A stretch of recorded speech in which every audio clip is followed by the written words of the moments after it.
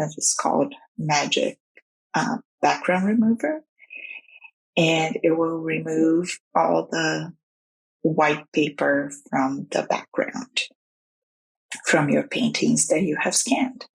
So here you can choose if you want to run it on a single file or a folder, and I'll choose a folder where I have some scanned images. These are maybe 20 images. I have another folder with a few more, maybe 25, 30. And I'll click OK. And then I'll select a folder where I want to save the images. And I'll call it Clean Images. And now I'll just let it run and it will do its thing. And while it's running, you can't really use Photoshop, but you can use other applications. And this one just takes a few minutes to run.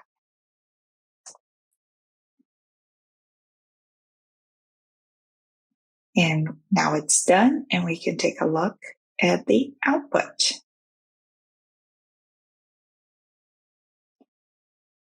And here are a few of the images now with the background removed.